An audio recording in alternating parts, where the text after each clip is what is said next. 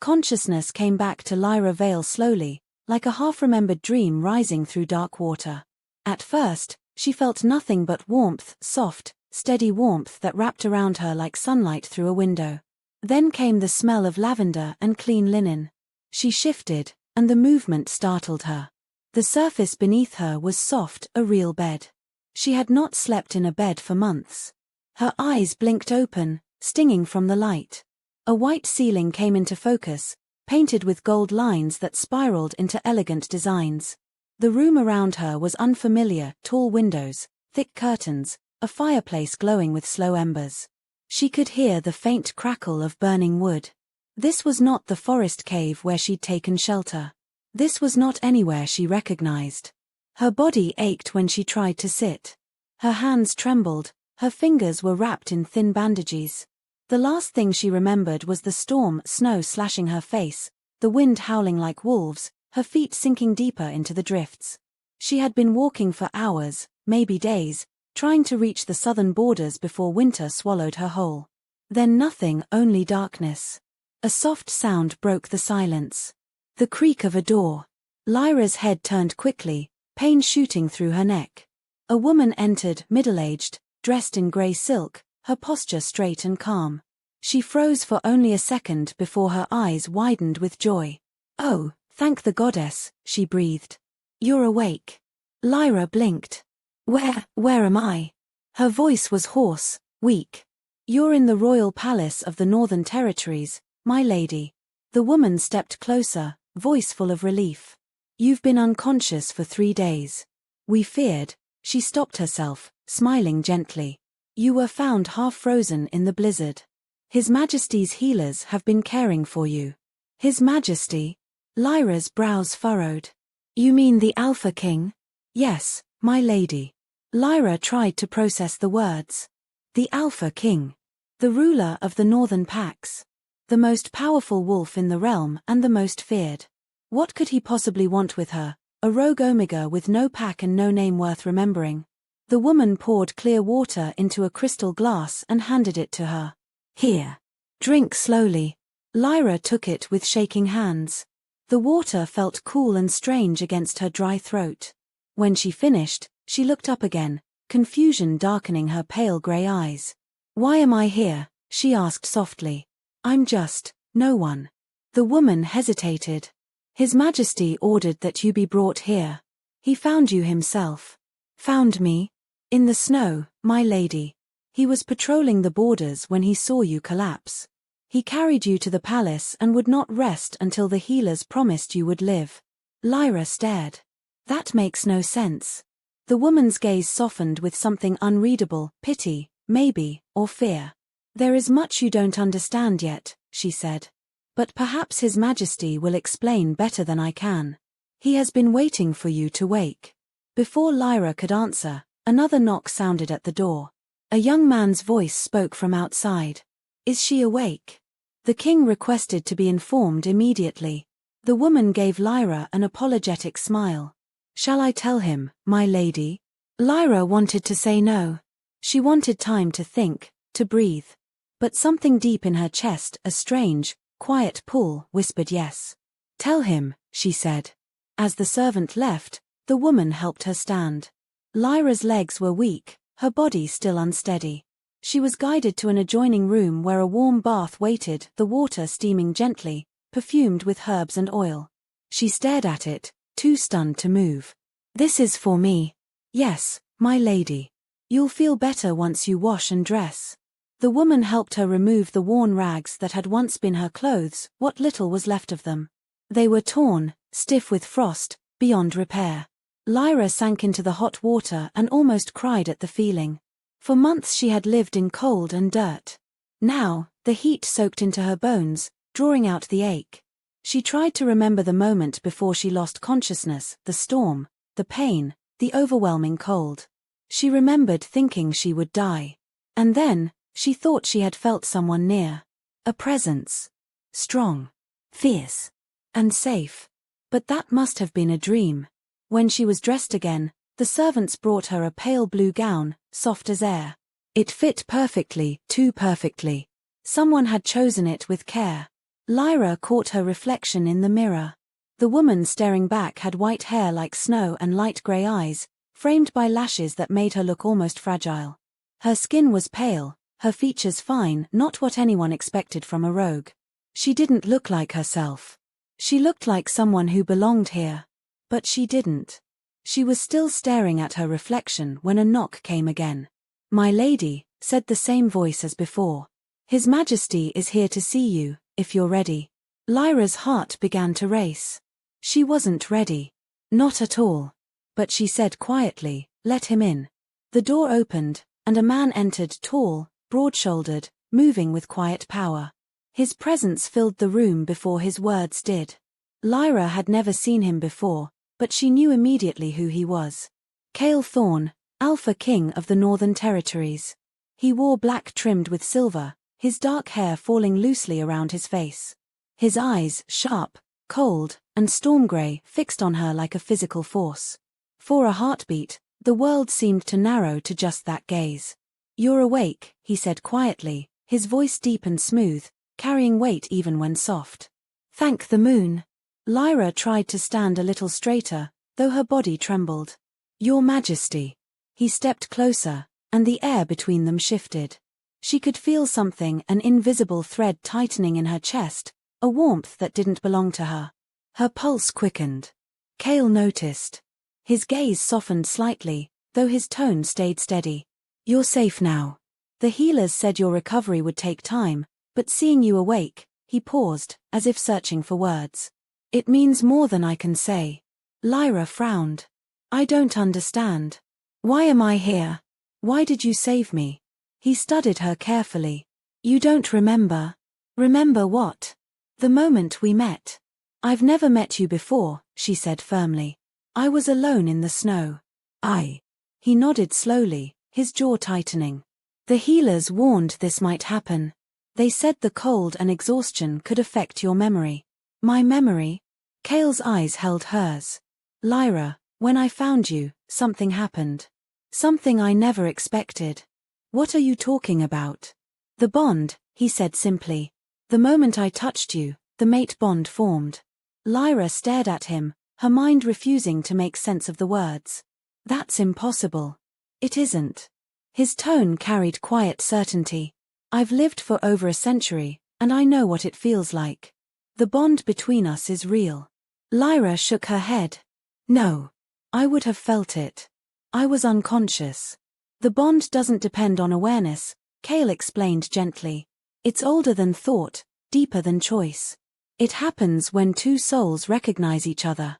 You may not have felt it then, but you feel it now. Don't you?" She wanted to deny it, to laugh, to tell him he was wrong. But there it was again, that strange warmth pulsing faintly under her ribs, that awareness of him, like gravity pulling her closer. She began, then stopped. He took a small step forward, close enough that she could see the faint silver flecks in his eyes. "You feel it," he said quietly. "The pull. The rightness. I can see it in you." Lyra swallowed hard. "Even if it's true," she said, her voice trembling, "why am I here? Why is everyone treating me like royalty?"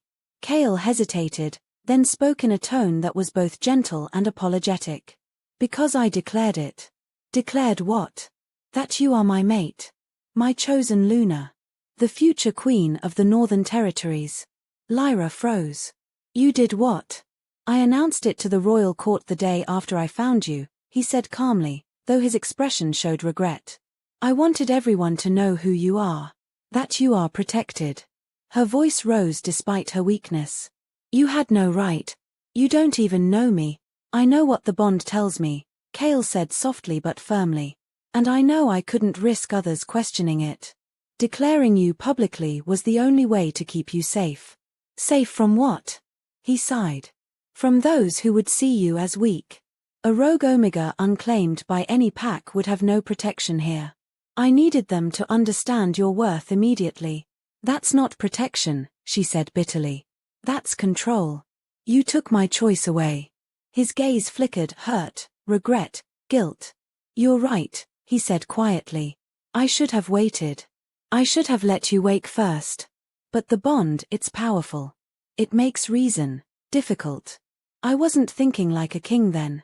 I was thinking like a wolf who had just found his other half. Lyra turned away, her hands trembling. You can't expect me to just accept this. I don't. His voice was steady, almost gentle now. You have every right to decide what you want. But the bond exists, Lyra. Neither of us can change that. She stared at the fire, trying to quiet the chaos inside her. 3 days ago she'd been a nameless wanderer. Now she was being told she was bound to a king. It was too much. I need time, she said finally. You'll have it, Cale promised. No one will pressure you. Not me, not the court. You can take as long as you need. She turned slowly to face him. And if I decide I don't want this? He paused. Then I'll still see to it that you're protected. You'll have freedom, safety, a place of your own. I would never force you into something you don't choose. The sincerity in his voice made it hard to breathe. Lyra searched his eyes and found no deception there, only quiet resolve and something that looked dangerously like hope. For a long moment, neither spoke. The silence stretched, filled only by the fire's crackle and the faint sound of their breathing. Finally, Cale said softly, when I saw you lying in the snow, I thought I was too late. I thought the goddess had shown me my mate only to take her away. I won't ever forget that feeling. Whether you choose to stand beside me or not, Lyra, you have my respect, and my loyalty. He turned toward the door, his steps slow, deliberate. If you need anything, he said before leaving, anything at all, tell the servants. I'll have it brought. And when you're ready to talk again, I'll let you know, she finished quietly. He nodded once and left the room, the door closing softly behind him. Lyra stood still for a long time after that, her heart pounding, her mind caught between disbelief and a strange, terrifying curiosity. The bond, whatever it was, pulsed faintly inside her chest, warm and alive, as if answering to his absence. She pressed a trembling hand over her heart and whispered to the empty room, "What have you done to me?" The next morning arrived quietly, wrapped in pale sunlight that spilled through the tall windows. Lyra woke to the faint hum of activity beyond her chamber door, footsteps, hushed voices, the distant clang of bells marking the morning hour. For a moment, she almost forgot where she was. The softness of the bed, the weight of the blankets, the faint scent of cedar and smoke, all so different from the cold, hard ground she was used to. Then it came back to her. The palace. The Alpha King. The bond. She sat up slowly, her body still weak but her mind sharper than the night before. The events replayed in her head, his steady voice, his certainty, the way her heart had reacted to him against her will. Lyra rubbed her temples. Mate bond, she muttered bitterly. What nonsense. A knock came. Enter, she called, though she didn't feel ready to face anyone. The same older woman from the night before, Myra, she'd introduced herself briefly, stepped inside, carrying a tray with breakfast. Steam rose from a bowl of porridge, rich with cream and honey. Good morning, my lady, Myra said warmly. You look stronger today. Lyra forced a small smile. I feel less like death. Thank you. Myra set the tray down and hesitated. His Majesty asked if he may speak with you this morning. Only if you feel up to it. Lyra's stomach tightened. Now. When you're ready, Myra said carefully. He has something to explain. Something to explain. That didn't sound good. Lyra ate what she could, washed, and dressed in another gown, this one deep grey trimmed with silver thread. She didn't know who chose these clothes, but they fit perfectly, as though made for her. She hated how easily they made her look like she belonged here. When she finally agreed to see him, 2 guards escorted her through quiet hallways lit by tall, narrow windows. Every corridor smelled faintly of pine and cold stone. The palace was enormous, a world of its own. They stopped before double doors carved with wolves and stars. He's waiting for you inside, my lady, one guard said. Lyra hesitated, then pushed the doors open. The room beyond was vast, its floor covered by dark rugs, its ceiling painted with a map of constellations. Cale stood near the fireplace, his back to her. He turned when she entered. For a long heartbeat, they simply looked at each other. You wanted to speak to me, Lyra said finally. Her voice sounded steadier than she felt. Yes. Kale's tone was calm, but there was an edge to it, the kind of restraint that came from holding something important. I owe you an explanation. She folded her arms. That would be nice. He gestured toward a seat by the fire. Please. Lyra sat, though she kept her distance. Kale took the opposite chair. The firelight reflected in his eyes like molten silver. When I said I declared you my mate, he began, I meant it in every sense. The court, the nobles, the entire Northern Council, they all know. It was a formal announcement. She felt the words like a physical blow. You told everyone? Yes. Her heart pounded. Without even asking me. I couldn't risk hesitation, Kale said, his voice quiet but unyielding. There are powers in this palace that would have questioned your presence. Declaring you ensured no one could challenge your right to be here. Challenge, she repeated sharply. You mean question why a rogue Omega is in the royal palace? His jaw clenched. Yes. Lyra stood abruptly. Do you have any idea what you've done to me? I didn't ask for this. I didn't ask to be your mate, or your Luna, or whatever title you've thrown on me. Kale rose too, his height making the air between them feel smaller, heavier. I know you didn't. And I regret that you had no say in it. Regret, she echoed, her anger trembling at the edges. That's easy for you to say. You're a king. Everyone obeys you. I'm the one who has to stand in front of people who think I tricked you into this. His eyes softened. No one would dare accuse you of that. They will, she said bitterly. You know they will. Kale was silent for a long time. When he finally spoke, his voice had lost its authority, replaced by something almost human. Lyra, when I found you in the snow, I thought I'd lost you before I even knew you. That kind of fear doesn't fade easily. Declaring you wasn't just about the court. It was about making sure you would never be vulnerable again. Her anger faltered for a moment. There was no arrogance in his voice, only raw honesty. Still, she shook her head. You should have asked. I know, he said simply. And if you choose to reject me, I'll bear that. But the bond, he placed a hand on his chest. The bond is real. It can't be undone. Lyra felt that warmth inside her stir again, answering him despite her will. She looked away. You talk about it like it's a blessing. It feels like a trap. Kale took a careful step closer. It doesn't have to. She met his gaze, and for a second, the world seemed to narrow to just that look, sharp, steady, full of something she didn't understand. I need time, she said again, softer this time. He nodded. You'll have it. When Lyra left the room, her thoughts were a storm. She didn't know whether she wanted to hate him or understand him. The warmth in her chest pulsed faintly with every heartbeat, as though the bond itself refused to let her forget. By that evening, the whole palace was whispering. Servants bowed deeper when she passed. Guards addressed her as My Lady Luna. Everywhere she turned, eyes followed her, some curious, some respectful, some cold. And every time she caught sight of Kale across the hall, speaking with his council or passing through the gardens, she felt that same pull, as though her soul recognized something her mind still refused to accept. The following days were a blur of lessons and introductions. Myra explained the palace customs, the symbols of rank, the proper way to address nobles. Lyra listened, but the words blurred together. Every rule sounded like another invisible chain. She was told where she could walk, who she could speak to, what she could wear. All in the name of protection. When she wasn't being taught, she wandered the palace gardens. Even under winter's touch, they were beautiful, frozen fountains, frosted hedges, silver light glinting off icicles. She often stood there just to breathe, to remind herself the world still existed beyond these walls. That's where Kale found her one afternoon. You've been avoiding me, he said quietly. Lyra turned, startled. He stood at the edge of the path, hands clasped behind his back. The wind caught his dark hair, scattering it across his forehead. I've been learning, she replied. Apparently I'm a queen now. Lots to learn. His lips curved faintly. You sound angry. I am angry, she said. I didn't ask for this. And every time I think I might have some control, someone reminds me that I don't.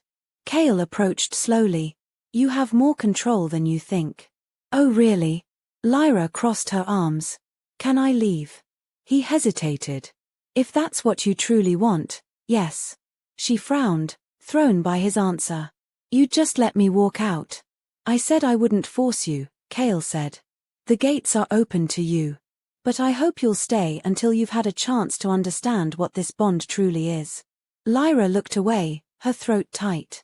You make it sound like a gift.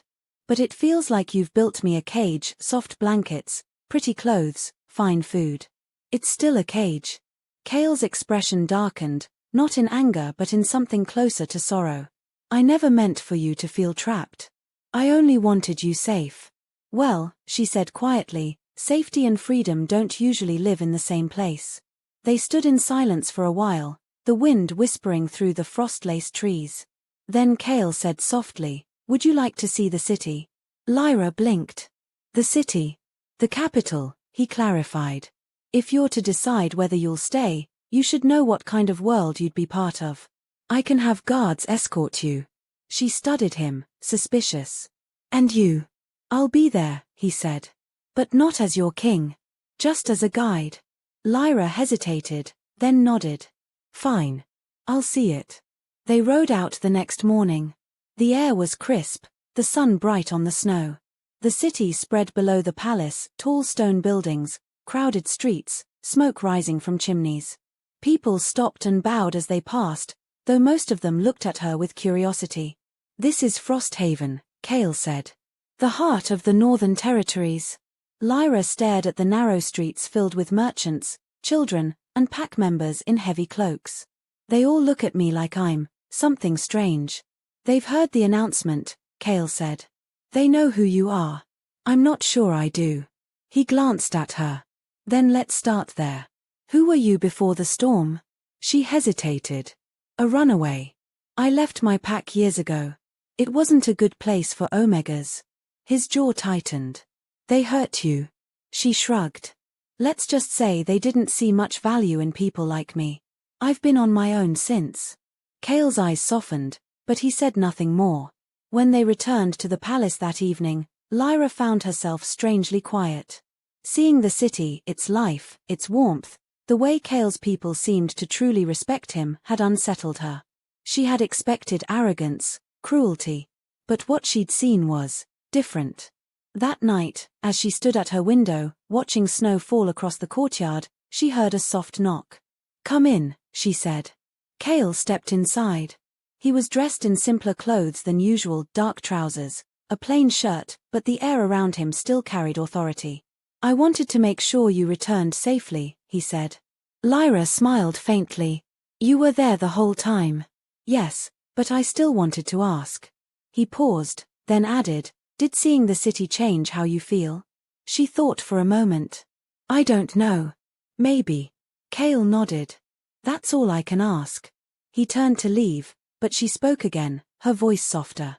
Why me? He stopped. What do you mean? Out of everyone in the world, she said. Why would the bond choose me? Cale faced her fully now. I've wondered that too, he admitted. I've searched for my mate for 100 years, and when I found you, half frozen and unconscious, I didn't understand it either. But the bond doesn't choose by rank or birth. It chooses by soul. Maybe yours is stronger than you think. Lyra looked away, embarrassed by the heat that rose to her cheeks. I don't feel strong. You survived alone, Cale said quietly. That takes strength most wolves never have. Silence stretched between them again, heavy, but not uncomfortable this time. Finally, Cale said, rest well, Lyra. Tomorrow, if you wish, I'll show you the archives. You should know the history of your new home if you decide to make it yours. When he left, Lyra stood by the window long after, her mind spinning. The palace still felt like a cage, but maybe, just maybe, it was one with doors that could open if she chose. She pressed her hand over her heart again. The warmth of the bond pulsed faintly beneath her skin. It frightened her, but it also made her feel something she hadn't in years. Connected. Maybe that was what scared her most of all. The days that followed settled into a quiet rhythm. Lyra woke each morning to sunlight spilling through her window, to soft knocks at her door, to the gentle hum of the palace starting its day. Every day was filled with lessons: etiquette, history, even politics. They were meant to prepare her, Myra said, so that you'll understand the crown that already rests upon your shoulders. Lyra didn't feel like a queen. She felt like a ghost playing at being someone else. Still, she learned quickly. It was what she'd always done to survive: observe, adapt, keep quiet until she understood how to move unseen. Except now, she wasn't unseen. Everywhere she went, eyes followed her. Servants whispered as she passed. Guards bowed. Members of the court smiled with rehearsed politeness that never reached their eyes. And always, she could feel him. Cale. Even when he wasn't near, the bond hummed faintly beneath her skin, a pulse that matched his presence like a heartbeat echoing in her chest. Sometimes, she caught glimpses of him in the halls or across the courtyard, tall, calm, watching. He never forced conversation, never demanded her attention, but his gaze always found her. The strange part was that she was beginning to expect it. On the 5th morning, Myra entered with a smile brighter than usual. His Majesty requests that you join him for breakfast, my lady. Lyra froze halfway through brushing her hair. Breakfast? Yes, Myra said, clearly pleased. He thought it might be less formal than dinner. Less formal. That sounded dangerous. But refusing would make her seem ungrateful or worse, afraid. And she wasn't afraid. Not exactly. When she entered the royal dining hall, Cale was already there. The long table that usually seated dozens was set for two. Sunlight poured through tall windows, scattering across silver dishes and glass cups filled with amber tea. Good morning, he said, standing as she approached. His tone was calm but warm, the kind of warmth that could melt even the frost of this palace if one wasn't careful. Good morning, Your Majesty. Cale, he corrected gently. Lyra hesitated. Cale, then. The name felt strange on her tongue, too intimate for a man she barely knew. He gestured for her to sit. You look stronger. I feel stronger, she admitted. Still tired. The healers said that would happen. Your body needs time. They ate quietly for a while. The food was better than anything she'd tasted in years: soft bread, berries, and eggs spiced lightly with herbs. Still, she barely touched it. She could feel his gaze on her, steady and thoughtful. Finally, she said, everyone keeps treating me like I'm already your queen. You are my queen, Cale said simply. She looked up, startled. I haven't agreed to that. I know, he said. But that doesn't change what the bond made true. The moment it formed, you became mine. Lyra's throat tightened. You keep saying that word, mine, like it's supposed to make me feel safe. It doesn't. Cale leaned back slightly, his expression unreadable. Then tell me what would. She blinked. What? What would make you feel safe here, Lyra? No one had ever asked her that before. Not once in her life. After a moment, she said quietly, freedom. The chance to make my own choices. Cale nodded slowly. Then that's what you'll have. You're free to go anywhere in the palace. The guards are there to protect you, not to cage you. And if you wish to leave the walls again, you may. I'll arrange it. She looked at him suspiciously. You just let me walk out. Yes, he said softly. But I hope you won't. Lyra's heart twisted. The honesty in his voice was almost unbearable. After breakfast, she wandered the palace gardens again. The snow had begun to melt, revealing patches of dark soil and sleeping flowers beneath. The air was sharp but full of promise, as though the world was waiting to breathe again. She found herself thinking about Cale's words. You're free. It sounded simple, but freedom had never come without a price. That night, she woke suddenly, heart pounding. She had dreamed of the storm again, the cold, the howling wind, the moment when everything went black. But this time there had been something else, a warmth cutting through the dark, a voice calling her name. She sat up in bed, breathing hard. And then she felt it, the bond. It pulsed inside her, alive, responding to her fear. Before she could stop herself, she whispered into the still air, Cale? The door opened a heartbeat later. He was there, hair tousled, dressed only in a dark robe, eyes burning faintly with wolfish light. Lyra, he said, his voice rough from sleep. What's wrong? I don't know, she stammered. A dream. He didn't approach her right away. You called for me. I didn't mean to, she said quickly. It just happened. The bond responds to emotion, Cale said quietly.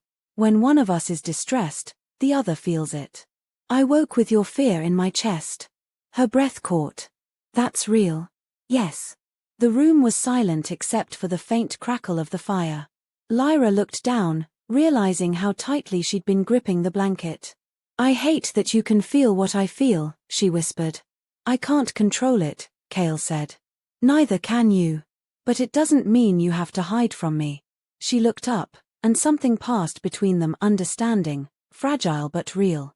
After a long pause, Cale said softly, Sleep, Lyra. You're safe here. And for the first time in years, she believed someone when they said it. Lyra woke later that morning feeling clearer, though the memory of the night lingered. She couldn't decide what unsettled her more, the dream, or how quickly Cale had appeared when she whispered his name. As she dressed, Myra spoke about the day's lessons, about a council meeting she was not yet ready to attend. Lyra only half listened. All morning, she couldn't shake the strange sense of being watched, not in a threatening way, but in a way that made her aware of every breath. The bond, she realized, was like a thread stretched between them, always humming, always alive.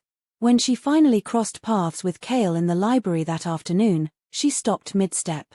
He looked different in the daylight, less king, more man. His hair fell loose around his shoulders, his sleeves rolled to the elbows as he studied a map spread across a long table. You're avoiding your tutors, he said without looking up. I needed quiet, she replied. You always find it here. I like books, she said simply. They don't talk back. He smiled faintly, still not looking at her. I could argue otherwise. Some of them are very opinionated. Lyra surprised herself by laughing softly. The sound felt strange, rusty, unfamiliar. Cale looked up then, his expression softening at the sight of her smile. That's the first time I've heard you laugh. It's been a while, she said. They studied each other for a moment, the silence between them shifting from awkward to almost comfortable. Finally, Lyra asked, Why do they call you the King of Shadows? Cale's smile faded. Because I rule the territory the sun rarely touches. The north is harsh, wild. We are wolves made of ice and endurance. Outsiders don't understand that. They think shadow means cruelty. Does it? She asked. Sometimes, he admitted. But cruelty keeps my people alive. Lyra hesitated, then said, And me? What am I supposed to be to them? He studied her carefully. They don't know you yet. They only see what I declared, my mate, my Luna. And what if they never accept me? Then I will, he said simply. That will be enough. Something inside her shifted at that, not trust, not yet, but something close. Later that day, as they walked the corridor lined with stained glass windows, Lyra stopped before one that depicted a white wolf beneath a silver moon. Who's that? She asked. The first Luna, Cale said. Legend says she defied the gods to save her people. She looks lonely, Lyra murmured. Great power often comes with loneliness, he said quietly. She turned to him, her eyes searching his face. Is that what you are, Cale? Lonely? He didn't answer right away. For a long time, yes. His gaze met hers, and his voice lowered. Not as much lately. The bond thrummed between them, stronger than before. Lyra felt warmth rise in her chest, the strange, dangerous warmth that made her want to step closer and yet run at the same time. I still don't know what to do with this, she whispered. You don't have to know, Cale said. You only have to feel. She shook her head, backing away slightly. That's the problem. I do feel it. And I don't want to. He didn't move closer. He only said softly, It will get harder to ignore. I'm not yours, she said quickly, even though part of her heart fluttered in protest. I know, he said. But you're not nothing, either. Don't reduce yourself to that. The words silenced her. Cale's expression softened. Lyra, I never wanted to trap you. I only wanted you alive. The rest, this bond, this connection, we'll figure it out together. She wanted to argue, to keep her distance, but something in his eyes made her pause. He wasn't the cold ruler the stories had painted him to be. He looked almost human. When she finally spoke, her voice was quiet. "I don't know if I can be what you need. I don't expect perfection," he said. "Only honesty." For the first time, Lyra believed he meant it. As she left the library that evening, she realized her heart was no longer entirely her own. It was caught somewhere between resistance and something softer, something dangerous. And as the moon rose over Frosthaven that night, she stood at her window, the mark of the bond glowing faintly on her wrist like silver fire. She touched it lightly and whispered to herself, "The beast and the girl, maybe neither of us knows what we've started." The summons came on a cold morning when frost still laced the windows. Lyra was in the library, lost in a history book, when Myra hurried in, her expression tense. "My lady," she said softly, "His Majesty requests your presence in the council chamber." Lyra looked up sharply. "Now?" "Yes. The council has insisted on meeting you." "Insisted?" she echoed. "That doesn't sound friendly." Myra hesitated. "Many of them are traditional. They're not used to change, and your arrival has unsettled the balance. But the king wants you there. He said it's time they see who you really are." Lyra's stomach tightened. She had known this moment would come. Still, the thought of standing before nobles and alphas who already doubted her made her want to disappear back into the snow from which she'd come. Myra helped her dress in a pale silver gown that shimmered faintly in the morning light. Her hair was braided back simply, exposing the faint silvery mark that now glowed along her wrist, the visible trace of the bond. The sight of it still made her uneasy. When the guards opened the tall doors of the council chamber, every conversation inside stopped. The room was a circle of high-backed chairs, banners hanging from the walls, the scent of incense and cold air mingling in the space. Cale sat at the head of the table, dressed in dark velvet, calm as stone. His gaze found her instantly, steady and reassuring. "Lady Lyra Vale," the herald announced. "Mate to His Majesty, the Alpha King." A low murmur rippled through the room. Some bowed their heads respectfully. Others did not. Cale rose. "Thank you for joining us," he said, his tone calm but carrying quiet authority. "Counselors, you've asked to meet my mate. Now you have." One of the nobles, an older man with a sharp face and grey streaks in his beard, spoke first. "Your Majesty, forgive me, but tradition demands that the Luna be presented formally, with verification of lineage. We know nothing of her origin." Cale's voice turned cold. "You know what matters, that she bears the mark of the bond. That is proof enough." "But she's a rogue," another voice said. A woman this time elegant, her dark eyes sharp as knives. "Unclaimed, untrained, unproven. With respect, my king, what makes her worthy to stand beside you?" Lyra stiffened but didn't speak. She could feel the tension in the room like static. Cale's tone didn't rise, but his words cut cleanly. "The bond chose her. The goddess herself made her worthy." The woman smiled thinly. Perhaps the goddess was mistaken. The silence that followed was deadly. Cale didn't move, but the air itself seemed to tighten around him. When he spoke again, his voice was low and dangerous. "Choose your next words carefully, Lady Terrin." The woman bowed her head slightly, murmuring an apology, but Lyra saw no regret in her eyes. Lyra clenched her hands at her sides. Her instinct screamed at her to stay silent, to let Cale fight this battle. But she had fought her own for too many years to let someone else speak for her entirely. "If the council doubts me," she said suddenly, her voice steady despite her racing heart, "then they can ask their questions to me directly." All eyes turned to her. Cale looked surprised for a heartbeat, then nodded slightly, giving her the floor. The older noble cleared his throat. "Very well, my lady. Where do you come from?" "Nowhere," Lyra said simply. "Everywhere. I've lived on the borders for years, alone. I don't have a pack or a family to vouch for me. But I survived every winter that should have killed me, and I didn't do it by luck." A few murmurs moved through the room. Lady Terrin smirked. "Survival is not the same as leadership." Lyra met her gaze. "No, but it teaches you what others can't, how to see people who are invisible to everyone else. You lead by understanding what it means to be powerless." Terrin's smirk faltered slightly. Cale's expression softened, a flicker of pride crossing his face. Lyra took a breath. You think I don't belong here because I wasn't born into it? Maybe I don't. But I didn't ask to be here. I didn't chase power.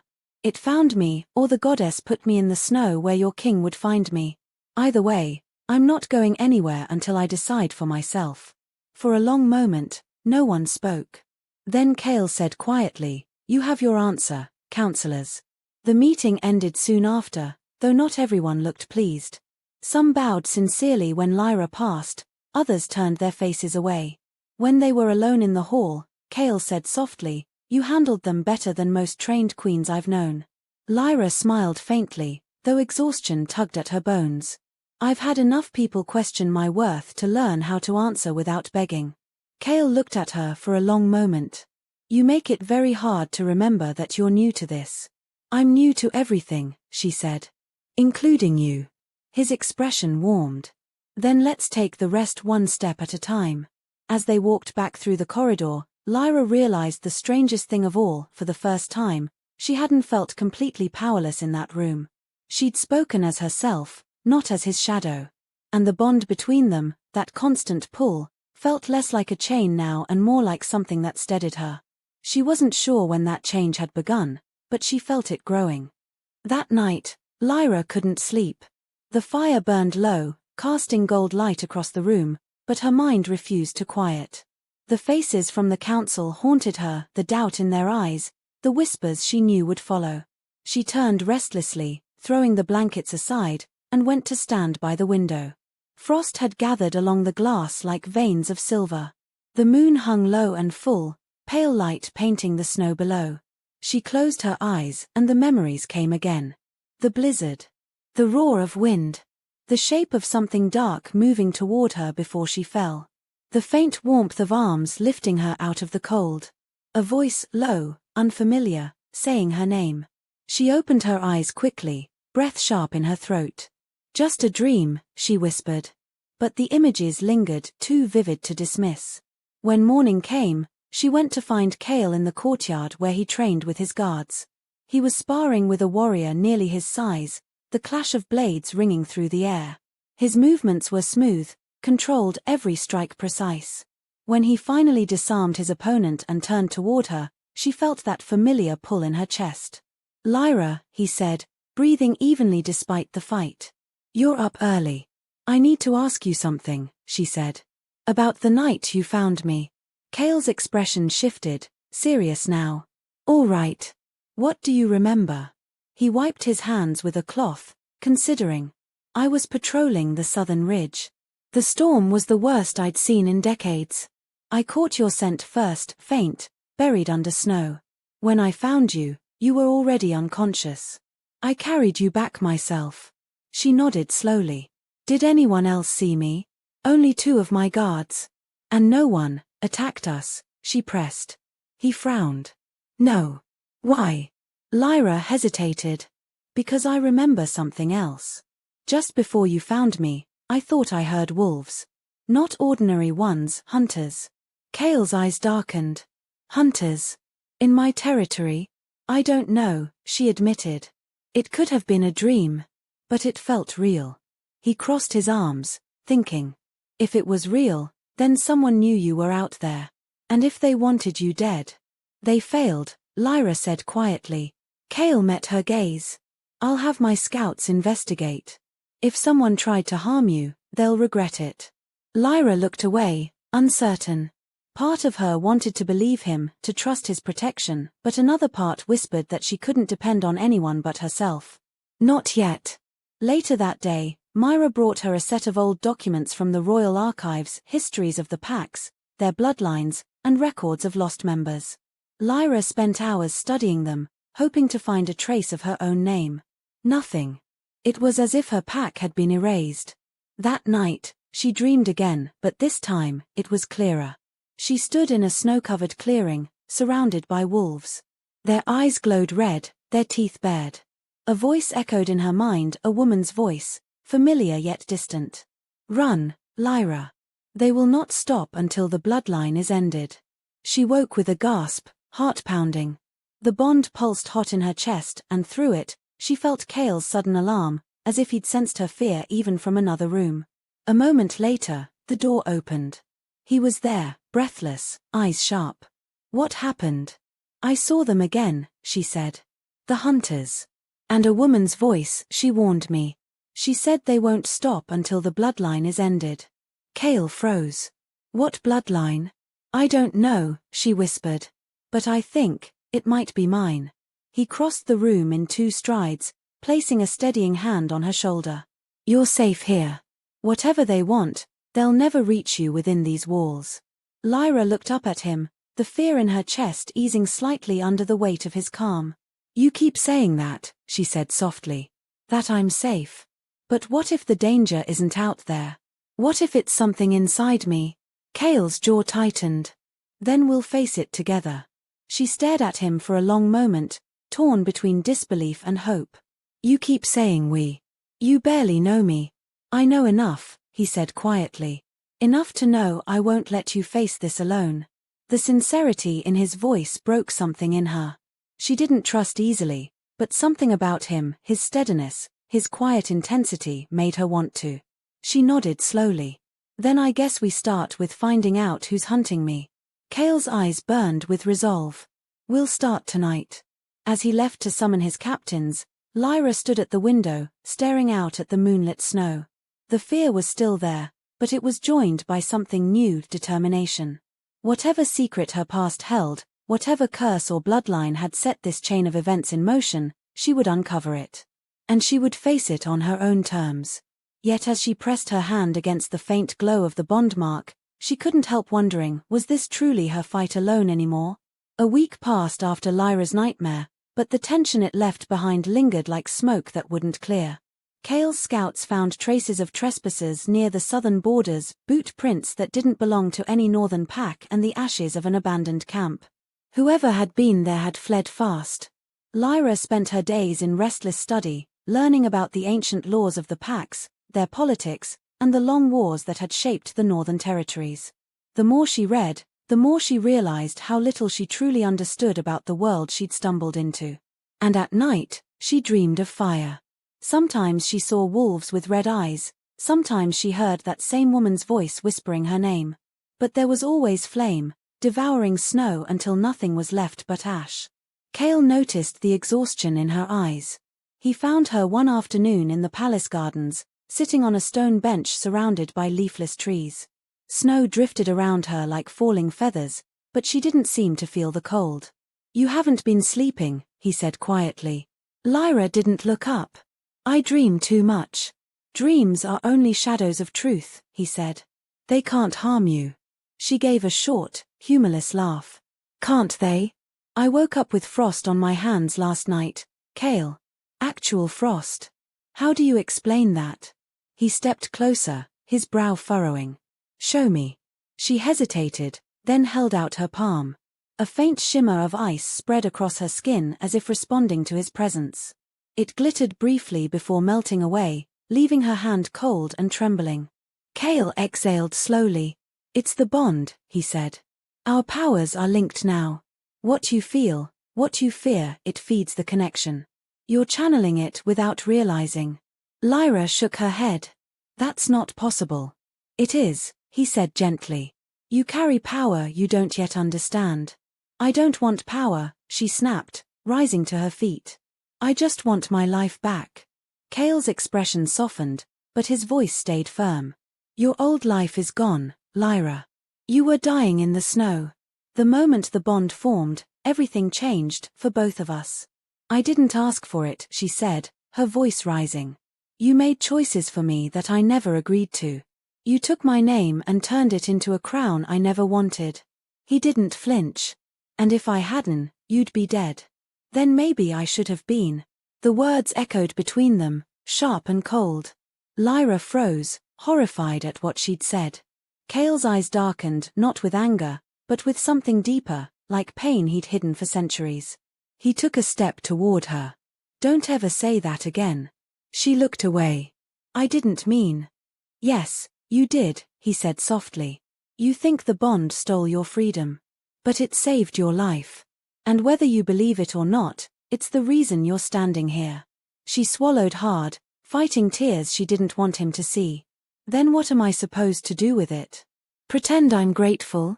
Cale's voice dropped low, rough with emotion. No. But you could stop fighting me long enough to see that I'm not your enemy. She glared up at him. Then what are you? He hesitated, then said, the one person who can't walk away. They stood in silence, the snow swirling between them. The tension was a living thing, hot and cold all at once, pressing against the fragile distance they kept. Lyra took a shaky breath. You don't even know me. Cale's gaze didn't waver. I know enough. I know your scent, your heartbeat, your strength. I know that you hate being caged, and you carry loneliness like armor. I know that you survived what would have broken most wolves. I don't need to know the rest to see who you are. Something in her chest cracked open, and the bond pulsed in response, warm, insistent. Her heart beat too fast. For a moment, she forgot where she was.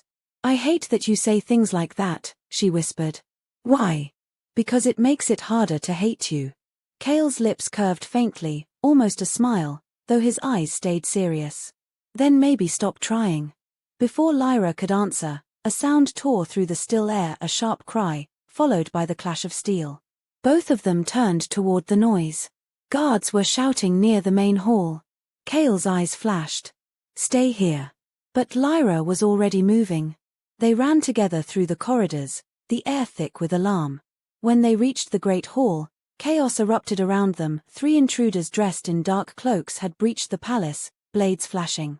Guards fought them fiercely, but these attackers moved with strange precision, like soldiers trained for this.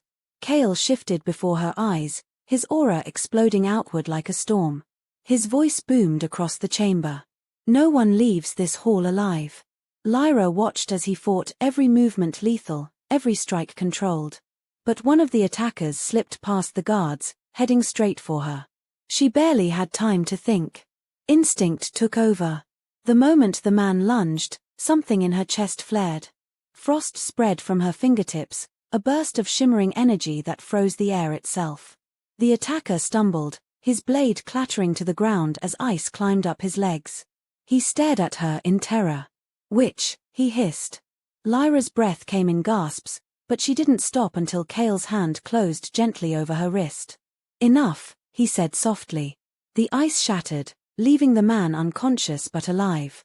Lyra stared at her hands, shaking. What did I just do? Cale's eyes met hers, calm but filled with wonder. You defended yourself. The bond awakened something inside you. She took a step back, her voice trembling. That wasn't me. It was, he said. And it was extraordinary. The remaining intruders were subdued, the guards dragging them away. When the hall finally quieted, Cale turned to her, his voice low.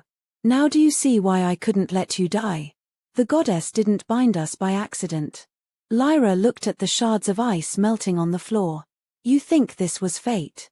I know it, he said. She shook her head. I think it's a curse. Cale didn't argue. He only said, then we'll learn to break it together if that's what you want. That night, the palace was restless. The intruders were locked in the dungeons, but the tension hung thick as smoke. Cale doubled the guards at every entrance, yet Lyra still felt exposed, as though shadows lingered just beyond the torchlight. She sat in her room, staring at her hands, the same hands that had summoned ice without meaning to. The memory of the fight replayed again and again. She had seen fear in her attacker's eyes, but also recognition. As if he'd known what she was. When Cale entered without knocking, she didn't turn. You should sleep, he said quietly. I can't. He crossed the room, stopping a few feet away. The men we captured, they weren't common assassins. My interrogator found markings on them. The same sigil used by the Bloodhowl pack. Lyra frowned. I've never heard of them. They're not from the north.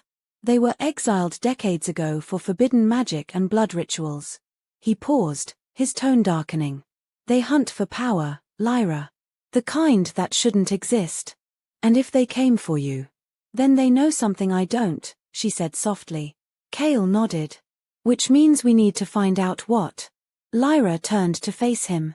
You think it's connected to my dreams? I think nothing about you is coincidence, he said. She sighed, sitting down on the edge of the bed.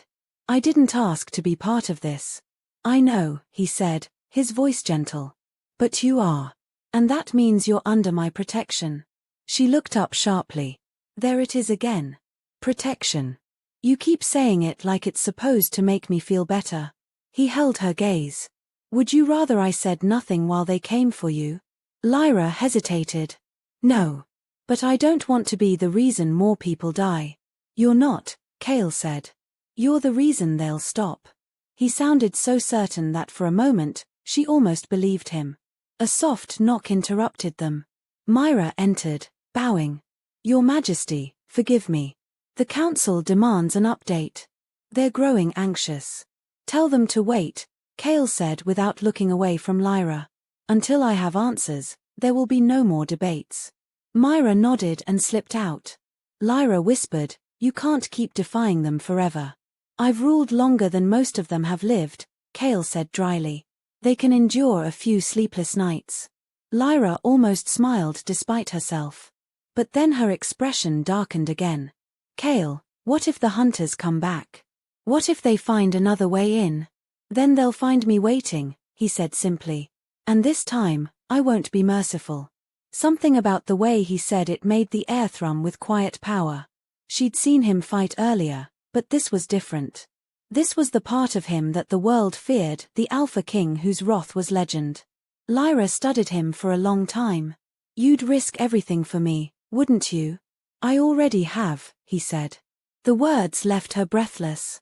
She looked away quickly, afraid of what he might see in her face. You shouldn't. Maybe not, Cale admitted. But I don't get to choose that anymore. The silence that followed was heavy, threaded with something unspoken but real. Finally, Lyra stood and moved toward the window. You said the Bloodhowl Pack practiced forbidden magic. What kind? Cale joined her, his reflection tall beside hers in the glass. Old magic. The kind that twists nature itself. They tried to summon power from the moon's dark side where the goddess's light doesn't reach. When the council found out, I banished them. And now they've come back, Lyra murmured. For me. It seems so, Cale said. The question is why? She turned to him. Then we find out. You said I carry power I don't understand, maybe this is how we learn what it really is. Cale looked at her with quiet admiration. You're not afraid anymore. Oh, I'm still afraid, she said with a faint smile. But I'm tired of running. His gaze softened. You're stronger than you realize. Or more reckless. Both, he said, and for the first time, she heard a trace of humor in his voice. The curse, the seer said. It has slept within your line for centuries, feeding on fear and distance. Only a union forged in trust can break it. Lyra shook her head. Trust? You're telling me I'm supposed to trust fate after everything it's taken from me? The seer smiled faintly. Fate is not a chain, child. It is a path. You choose how you walk it. Lyra's hands trembled. And if I refuse? Then the curse will wake fully and the world will burn for it. The room seemed to darken at her words. Lyra felt the bond flare inside her chest, hot and cold at once, like fire and ice fighting for space. She gasped and clutched at her wrist. The mark there burned bright silver, pulsing in rhythm with her heartbeat. Cale reached for her, steadying her shoulders. Lyra. Breathe.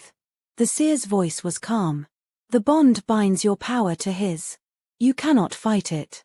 Learn to wield it, or it will consume you both. Lyra forced herself to breathe until the light dimmed.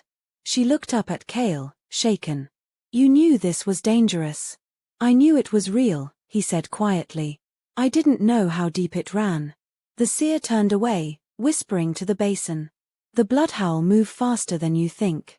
They smell the awakening. They will come again soon. Cale's eyes hardened. Let them.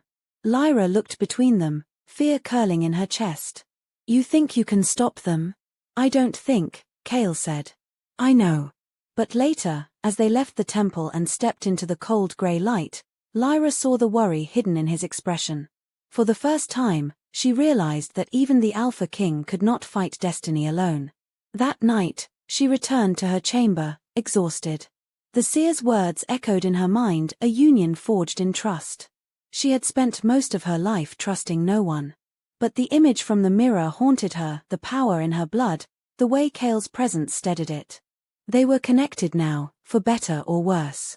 As the moon rose, the bond hummed softly beneath her skin, almost comforting.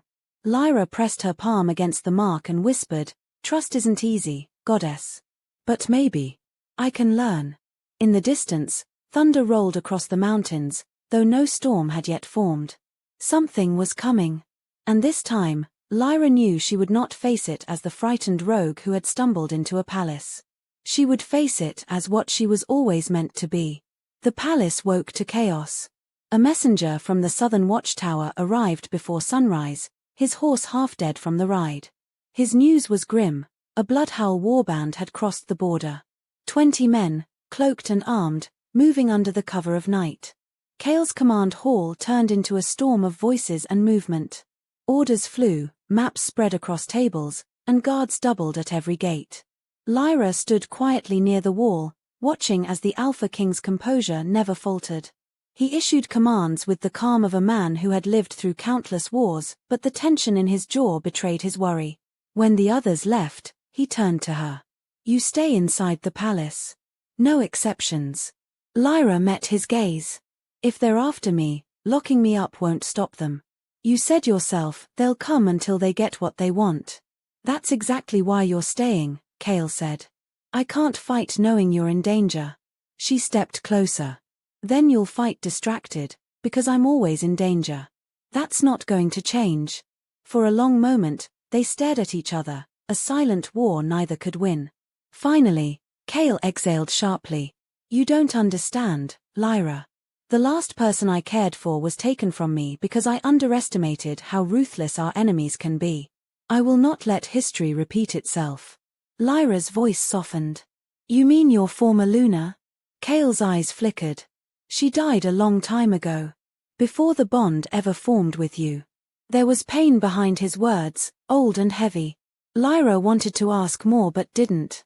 Instead, she said, "Then trust me to survive this time. Don't hide me like a secret. I won't be helpless again." Kale hesitated. Then, quietly, "You sound like her." Before she could reply, a guard burst in. "Your Majesty. One of the healers has been poisoned. There's something wrong in the East Wing." Kale's expression hardened. "Show me." Lyra followed despite his warning. They reached the corridor near her chambers, where the air smelled faintly of bitter herbs and iron. A healer lay collapsed near the door, lips blue, eyes open but empty. Myra stood over him, pale and shaking. "He came to deliver tea for the lady," she whispered. "He never drank from the cup, only tasted it to test for bitterness, and then he fell." Kale knelt, inspecting the empty mug. "Nightbane root," he muttered.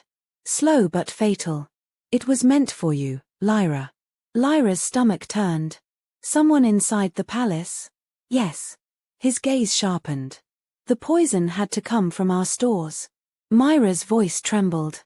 "But who would?" Before she could finish, a faint clatter came from the shadows down the hall. A figure darted away, too quick to identify. Kale's power flared, the air trembling as his wolf surged beneath his skin. "Guards! Seal the wing!"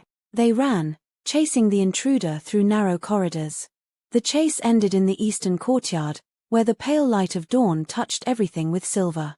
The spy, a woman in servant's clothes, was cornered between 2 stone pillars. Kale's eyes glowed faintly as he approached. "Who sent you?" The woman spat on the ground. "The bloodhowl don't serve kings." She raised a dagger, coated in something dark. Kale lunged, faster than sight, but before he reached her, she drove the blade into her own heart. Lyra gasped. The woman fell, blood staining the snow. Kale cursed under his breath. "They're fanatics." Lyra's voice was small. "They wanted to poison me just to send a message." Kale turned to her, his voice softer now. "This isn't just about you anymore. They're testing the palace's defenses. Next time, it won't be poison, it'll be fire." He gestured to his guards. Clean this up. No one leaves or enters without my command. As they returned inside, Cale reached out suddenly, catching Lyra's wrist. From now on, you don't drink or eat anything that hasn't been tested twice. Lyra tried to pull away, but his grip tightened, more out of fear than force. Cale. Promise me. She met his gaze. I promise.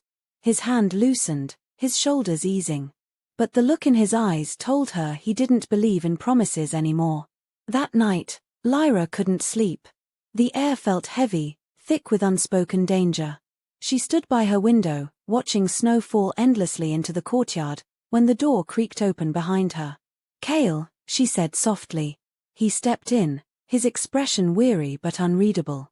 You should rest. I can't. He hesitated, then crossed the room, stopping beside her. The light from the fireplace cast gold along his face, softening the sharp lines carved by years of war. I failed to keep you safe, he said. You didn't fail, Lyra said. You saved me before I even knew I needed saving. That counts for something. He turned his gaze toward the window. When the bond formed, I thought it was the goddess granting me peace after centuries of solitude. Now I wonder if it was her way of testing how much I can lose. Lyra reached out, lightly touching his arm. You haven't lost me yet. The simple words broke through the wall between them. Cale turned toward her, and for the first time, his eyes weren't the eyes of a king, they were the eyes of a man terrified of what he felt. I don't know what this is, she whispered, her heart racing. It's real, he said quietly. That's all I know. They stood close enough that she could feel the warmth radiating from him, the steady thrum of the bond humming between them. It wasn't control anymore, it was connection, undeniable and alive. But before either could speak, a knock shattered the moment. A guard's urgent voice came from outside. Your Majesty. The eastern tower, fire. Cale stiffened, then turned toward the door, already moving. Stay here. Lyra didn't listen. By the time they reached the tower, flames were climbing the stone walls, smoke pouring into the sky. The bloodhowl had struck again, using the chaos of the attack to slip through. Cale barked orders, his voice cutting through the panic. Lyra grabbed a bucket, joining the chain of servants hauling water, ignoring his protests.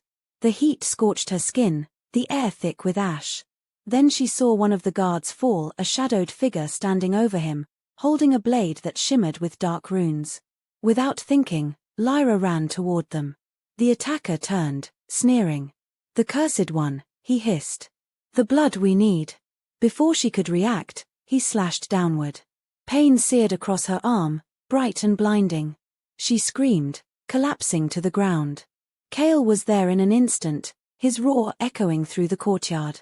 He tore through the attacker like a storm unleashed, his wolf barely contained beneath his human form. When it was over, the man lay broken, and Cale knelt beside Lyra, cradling her against him.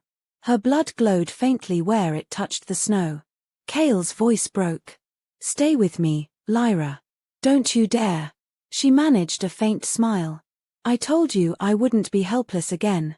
And then the world went dark. When Lyra woke, everything was quiet. She lay in her bed, the air thick with the scent of herbs and smoke. Her arm was bandaged, the pain dull but persistent. A soft light flickered nearby, Cale's candle, half burned to the wick. He sat beside her, exhaustion etched across his face. You're awake, he said, his voice rough. Lyra tried to speak, but her throat was dry. He poured water into a cup and helped her drink, his touch careful. What happened? She whispered. You were poisoned, Cale said. The blade was coated in a curse. You've been unconscious for 2 days. Lyra blinked, trying to remember. I thought you killed him. I did, Cale said quietly. But his magic lingered. The healers said only one thing could save you. What? He hesitated. The bond. She frowned. I don't understand. I gave you part of my life force, he said simply. It nearly killed me, but it broke the curse. Lyra stared at him. You risked your life for me. Cale met her gaze, unflinching. There was never a choice. Her eyes stung. You're impossible. He smiled faintly. You've told me that before. Silence stretched between them, soft and fragile. Lyra reached for his hand, her fingers brushing his. "You should have let me go." "Never," he said. For a long time, neither spoke. The bond pulsed gently, a quiet heartbeat shared between them. Lyra could feel his strength beneath her skin now, faint but steady, a reminder of what he had given up. Finally, she whispered, "Cale, I've been thinking about what the seer said. About trust." He nodded, eyes watchful. "Go on." "I'm not ready for everything this means," she said honestly. "I'm not ready to be queen, or to carry the weight of some ancient curse. But I am ready to stop running. And I'm ready to try to trust you." Cale's eyes softened, the faintest smile curving his lips. "That's all I ever wanted." "I can't promise it will be easy," she said. "I still want my choices. I still want to find out who I am, not just who fate says I should be." "Then we'll do it together," he said. "You'll have your freedom and my loyalty." Lyra smiled faintly. "I think that's the first royal decree I've ever agreed with." Cale chuckled softly. "Then it's official." He rose, walking toward the window. Outside, the first light of dawn painted the snow in gold. "The court will expect to see you soon. Rumors have already spread. Some say you died, others that you've ascended into some kind of moon spirit." Lyra laughed weakly. "Let them wonder. Maybe it'll keep them on their toes." Cale turned back to her, his expression gentler than she'd ever seen it. "Rest now. When you're strong enough, we'll face them together."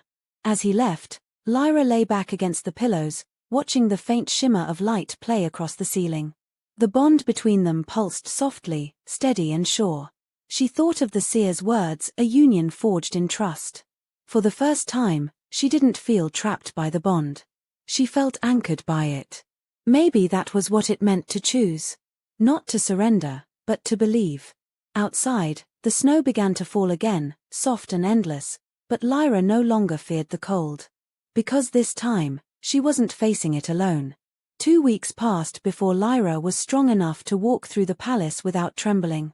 The wound on her arm had healed cleanly, but a faint silver mark now curled along the scar, the lingering trace of Cale's life force mingled with her own. The healers called it the seal of unity, a bond that could never be undone. Whispers spread faster than wildfire through Frosthaven. The rogues said she was blessed by the moon goddess. The nobles called her cursed. The soldiers called her the Ice Queen.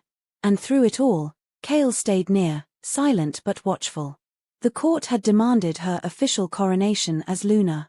It was a matter of law, they said. The people needed to see the bond made visible, sealed in ceremony. Cale had resisted at first, but Lyra surprised everyone by agreeing.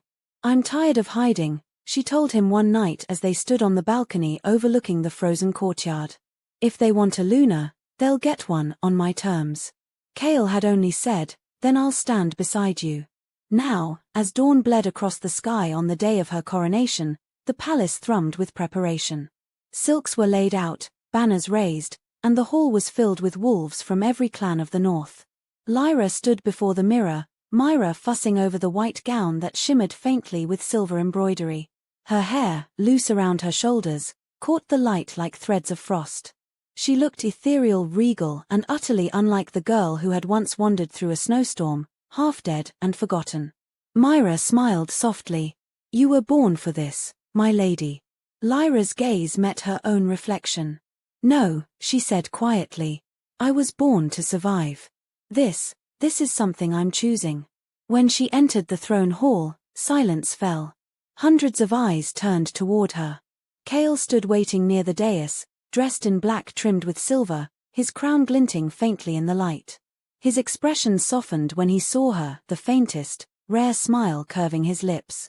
She ascended the steps to stand beside him. The high priest stepped forward, holding the ancient circlet said to have belonged to the first Luna herself. "By the will of the goddess," he intoned, "and by the bond that binds soul to soul, we crown Lyra Vale, Queen of Frosthaven, Luna of the North." As the circlet touched her brow, a wave of power rippled through the room. The bond between her and Cale flared, light blooming from the marks on their wrists, intertwining in a dazzling arc. The crowd gasped as frost blossomed across the marble floor, forming a pattern like moonlight on snow. Kale turned to her, his voice a quiet vow only she could hear. You don't stand in my shadow, Lyra. You are the shadow and the light that breaks through it.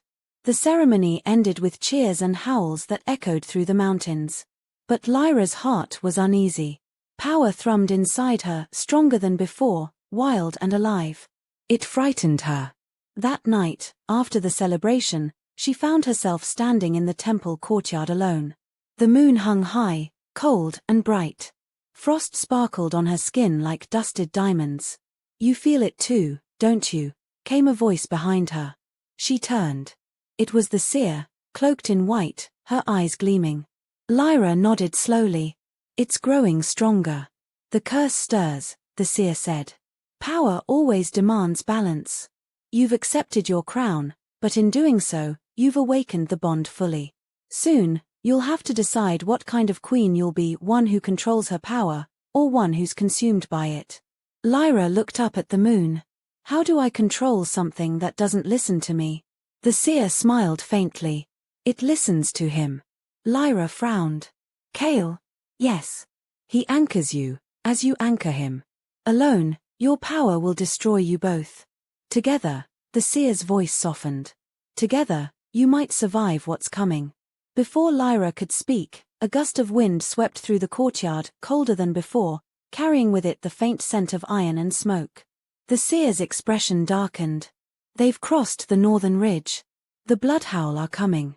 The warning came just before dawn, a red flare burning across the sky. Scouts had sighted the bloodhowl army marching through the valley, hundreds strong, cloaked in black, carrying banners marked with runes of blood and flame. Kale's voice thundered through the palace. Arm the walls. Seal the gates. No one leaves. Lyra stood beside him in the war chamber as he issued orders. The generals bowed deeply, their fear barely masked beneath obedience. They're too many, one of them said. If they reach the city. They won't, Kale cut in. We hold the line here. Lyra stepped forward, her tone steady. What if they're not here to conquer? What if they're here for me? The general looked uneasy. Then we'll die keeping them from you, my queen. Kale placed a hand on her shoulder. They won't have you. Not while I breathe. As the soldiers prepared for battle, Lyra found herself drawn to the tower overlooking the gates. From there, she could see the enemy forces gathering like a black tide beneath the pale light. Their leader rode at the front, a tall man with crimson eyes and scars carved across his face. He raised his blade toward the palace, and a roar answered from his army. Kale joined her a moment later. That's their warlord, he said. Varric of the Bloodhowl. The one who's been hunting your bloodline. Lyra's voice was quiet. He knows I'm here. Yes, Kale said. And he'll die for it. When the first horns sounded, the world erupted into chaos. Fire arced across the sky as flaming arrows struck the outer walls. The clash of steel and the cries of battle rose like thunder. Lyra stood at the balcony, her pulse racing. She could feel Kale's presence through the bond, the raw, burning power of his wolf unleashed on the battlefield. His soldiers rallied behind him, their king a living storm of shadow and fury. But even his strength wasn't enough to turn the tide alone. As the hours passed, the walls began to crack, the gates splintering beneath the enemy's assault. Lyra's heart pounded with each blow. She felt the pull of something deep inside, the power that had been sleeping since the coronation, whispering for release. Together, the seer had said. Lyra pressed her hand against the windowpane, the bond sparking hot beneath her skin. She could feel Kale weakening, his energy bleeding into her through the link. No, she whispered. You don't fight alone. Without another thought, she ran. The courtyard was a blur of movement and blood.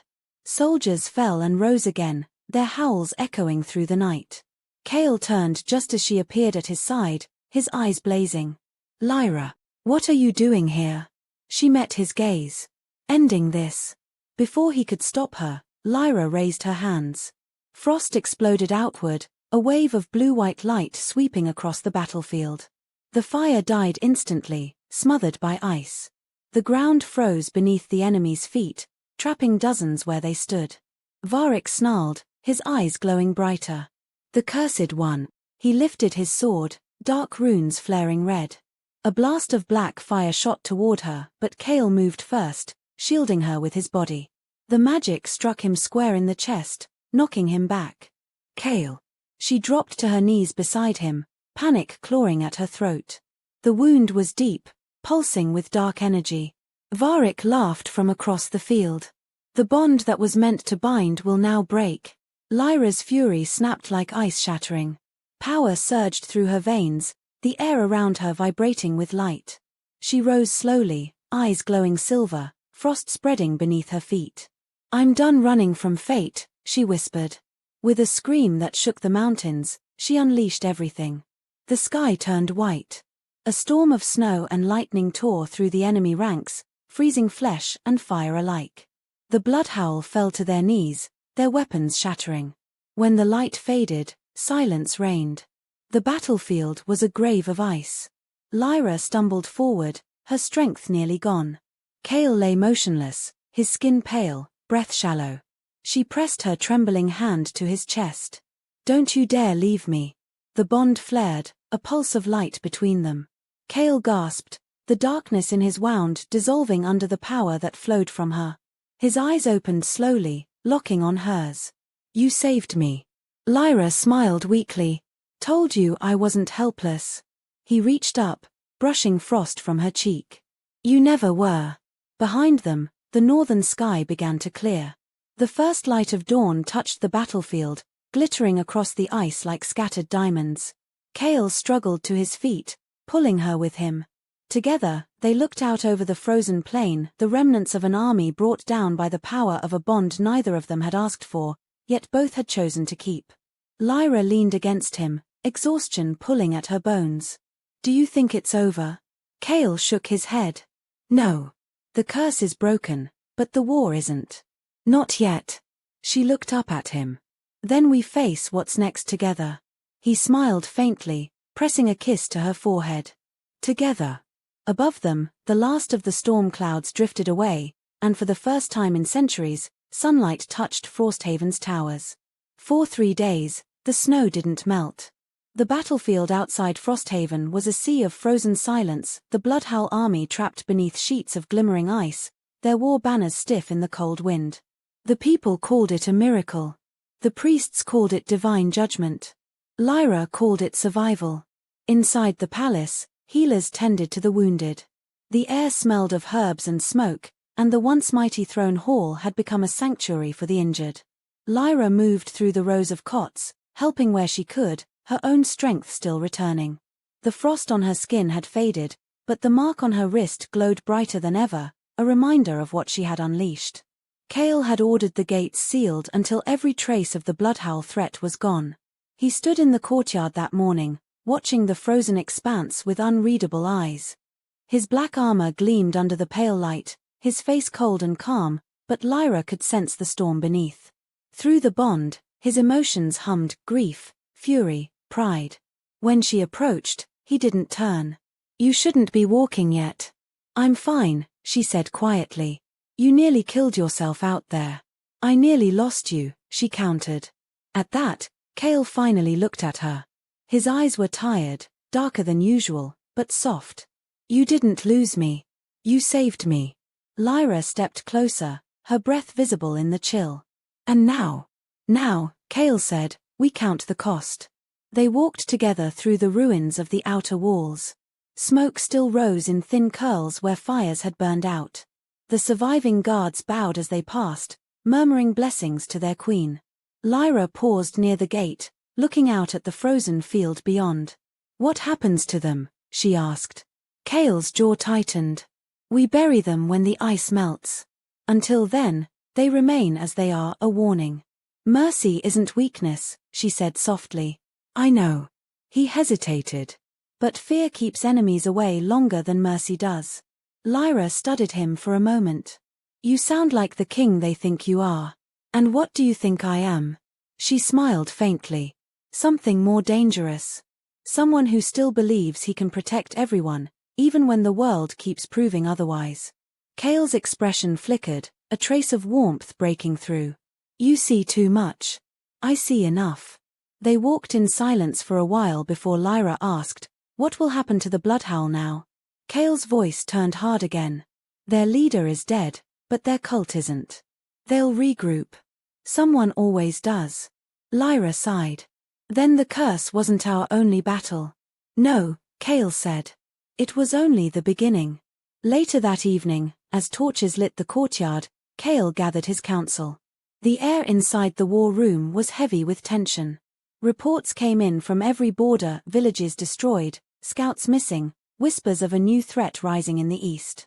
Lyra sat beside him this time, no longer an observer but an equal. One of the generals, the same man who had doubted her before the siege, bowed low. "Your Majesty, your power saved us all. The people call you the Iceborn Luna now. They say the goddess herself walks in your shadow."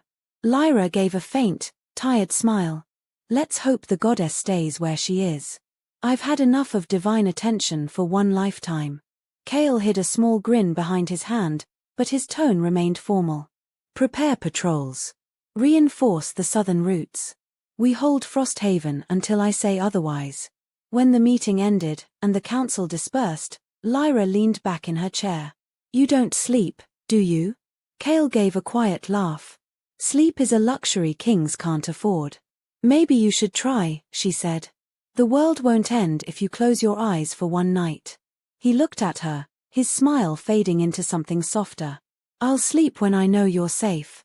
"You'll be waiting a long time," she said. "Safety doesn't exist for people like us." Kale's gaze deepened. "Then I'll settle for peace. Even if it's only when you're near." Lyra's heart twisted, the bond humming between them like a quiet song. She reached for his hand.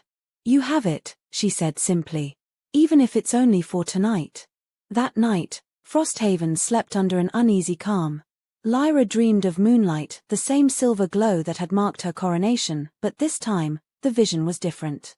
She saw herself standing in a frozen field, holding Kale's hand. The moon above them cracked like glass, light spilling across the snow. Then came a voice, soft, ancient, familiar. "The curse is broken, but the cost remains. Power is never given freely, child. It must always be repaid." Lyra woke with a start, her skin cold, breath shallow. The mark on her wrist pulsed like a heartbeat. The cost. She didn't know what it meant yet, but deep down, she felt the truth. The curse had taken something. And it wasn't finished. Morning came with soft light and a strange stillness.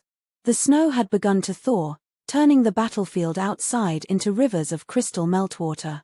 Frosthaven's banners fluttered gently in the wind, no longer symbols of survival, but of rebirth. Lyra found Kale in the garden, standing among the first patches of green to break through the ice. He looked different in the morning sun, younger somehow, the hardness in his face softened by light. "You're awake early," he said when he noticed her. "I had another dream," she replied. He frowned slightly. "Another warning?" "More like a reminder. The seer said every power demands balance." I think she was right. Kale studied her. "What are you saying?" "I'm saying that the curse may be gone, but its shadow isn't. I can still feel it, like something watching, waiting." Kale stepped closer, brushing a lock of hair from her face. "Then let it wait. Whatever comes, we'll face it." Lyra smiled faintly. "You always say that like it's easy." "It isn't," he said softly.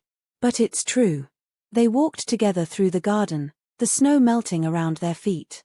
For the first time since she'd arrived in Frosthaven, Lyra felt the faint hum of life in the air, the quiet rebirth after ruin. Children laughed somewhere beyond the walls, and the sound startled her with its normalcy. "I used to dream about places like this," she admitted. Safe, quiet, untouched by hunger or fear. Kale looked at her. "And now?" "Now I think safety's an illusion." "But peace," she smiled. "Peace is something you build, not something you find." He nodded slowly. "Then we'll build it. For as long as we can." They reached the center of the garden where an ancient stone stood, carved with runes from the time before the packs were divided. Lyra traced the symbols with her fingers, feeling a faint pulse of energy beneath. "It's strange," she said. "I used to think power meant control. But it doesn't. It just means responsibility." Kale's voice was quiet. You sound like a queen. I'm learning from a king, she replied. He smiled then, a real smile, the kind that softened the steel in his eyes. Then maybe we'll manage not to destroy the world after all. For a while, they stood there, side by side, watching the light move through the trees. But peace was fleeting in Frosthaven. A guard approached, bowing low. Your Majesty, a message from the southern border. He handed Kale a sealed letter, its wax crest unfamiliar. Kale broke it open, scanning the lines. His expression darkened. What is it? Lyra asked. He looked up, eyes like storm clouds. The southern packs have fallen into civil war. The Alpha Council blames Frosthaven for hoarding power. They're coming north. Lyra's breath caught. Another war? Kale folded the letter slowly. Not yet. But soon. Silence hung between them. Then Lyra said, then we prepare again. The curse may be gone, but the world doesn't stop demanding its price. Kale nodded. And you? You're not afraid? Lyra's gaze met his. I was born afraid. I just stopped letting it rule me. He smiled at that, pride flickering behind his calm. Then maybe the goddess knew what she was doing after all. Lyra laughed softly. Don't give her too much credit. We did most of the work. He reached for her hand, their fingers intertwining. Then let's keep doing it, together. The word hung in the air like a vow. Together. The sun broke through the clouds then, spilling warmth across the garden. Frosthaven's towers glittered in the light, no longer symbols of isolation but of resilience. Lyra looked up at Kale, her voice steady. So this is what comes after the end. He tilted his head. No, Lyra.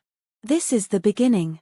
And as the snow melted, revealing the first green shoots of spring, the Queen of Frosthaven stood beside her king, not as a savior, not as a curse, but as the woman who had turned her own fate into a weapon and chosen to live. The bond between them thrummed once, twice, then steadied into a single heartbeat, strong and unbroken. Whatever storms still waited beyond the horizon, they would face them not as enemies of destiny, but as its equals. And that was only the beginning of Lyra and Kale's story. The bond is sealed, the curse broken, but the shadows of war are only just waking. What would you do if fate tied you to your greatest fear? Drop your thoughts in the comments below, and let's talk theories, because in Frosthaven, nothing stays frozen forever. Don't forget to hit that like button, share this with a friend who loves dark fantasy, and subscribe because the next chapter might just change everything.